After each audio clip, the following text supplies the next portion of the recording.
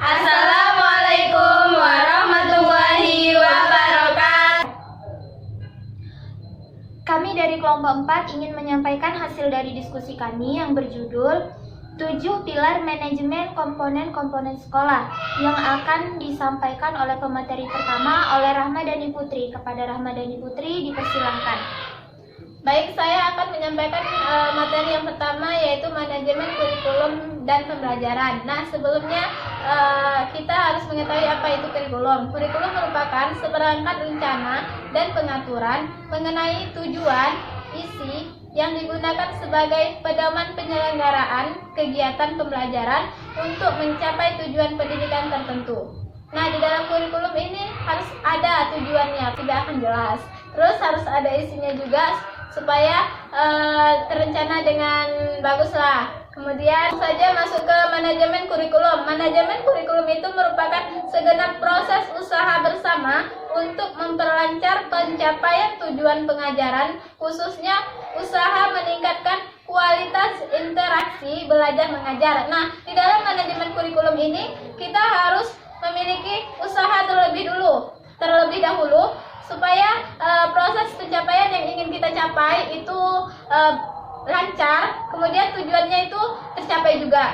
Kemudian adapun manajemen pembelajaran merupakan suatu sistem dengan komponen-komponen yang saling berkaitan. Nah, di dalam manajemen pembelajaran ini ada komponen-komponennya. Komponen tersebut yaitu ada peserta didik. Nah, kalau di dalam membuat kurikulum itu harus ada peserta didik, kemudian gurunya, kemudian ada bahan ajar, terus sarana dan prasarananya. Sekian. Selanjutnya pemateri kedua yang akan disampaikan oleh Almi Yeli. Kepada Almi Yeli dipersilahkan. Baiklah, saya akan melanjutkan materi dari pemateri pertama, yaitu tentang manajemen tenaga pendidik dan kependidikan.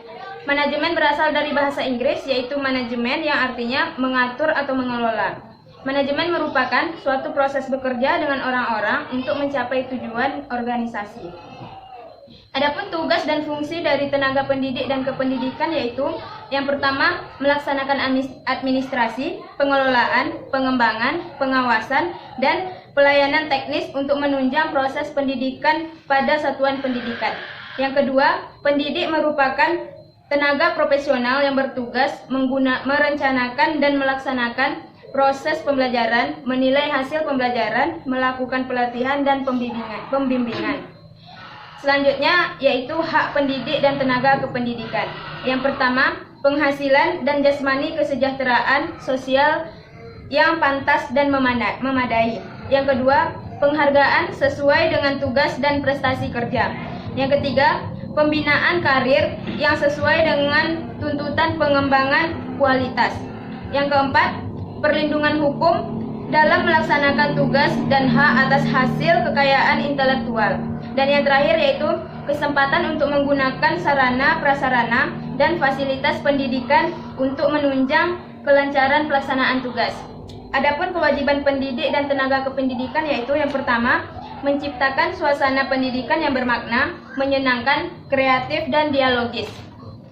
Yang kedua, mempunyai komitmen secara profesional untuk meningkatkan mutu pendidikan. Yang ketiga, memberikan teladan dan menjaga nama baik lembaga, profesi, dan kedudukan sesuai dengan kepercayaan yang diberikan kepadanya.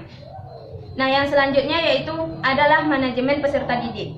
Manajemen peserta didik ini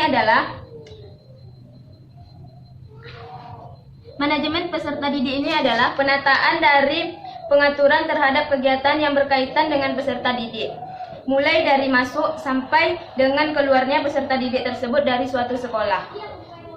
Tujuan dari manajemen peserta didik ini yaitu yang pertama, meningkatkan pengetahuan, keterampilan, dan psikomotor peserta didik. Yang kedua, menyalurkan dan mengembangkan kemampuan umum, bakat, dan minat peserta didik. Dan yang terakhir yaitu sebagai wahana bagi peserta didik untuk mengembangkan diri seoptimal mungkin, baik yang berkenaan dari segi individualitasnya, segi sosialnya, segi aspirasinya, segi kebutuhannya, dan segi potensi peserta didik serta segi yang lainnya. Sekian dari saya. Selanjutnya yaitu materi ketiga yang akan saya sampaikan. Materi selanjutnya yaitu manajemen sarana dan prasarana pendidikan. Manajemen sarana dan prasarana pendidikan adalah pengaturan sarana dan prasarana yang meliputi kegiatan merencanakan, mengorganisasikan, melaksanakan, dan mengevaluasi program kegiatan sarana dan prasarana di sekolah dengan berpedoman pada prinsip-prinsip implementasi manajemen berbasis sekolah. Yang kedua, manajemen keuangan dan pembiayaan. Manajemen ini yaitu keuangan merupakan sumber daya yang secara langsung dapat berpengaruh pada keefektifan dan efisiensi pengelolaan pendidikan yang diselenggarakan oleh masing-masing satuan pendidikan. MBS menuntut kemampuan sekolah dalam merencanakan dan mengevaluasi serta mempertanggungjawabkan penggunaan anggaran pengelolaan dana secara transparan kepada masyarakat dan pemerintah. Sumber dana dalam proses pendidikan ada 3 macam. Yang pertama, pemerintah pusat atau pemerintah daerah. Yang kedua, orang tua wali atau peserta didik. Yang ketiga, ada masyarakat.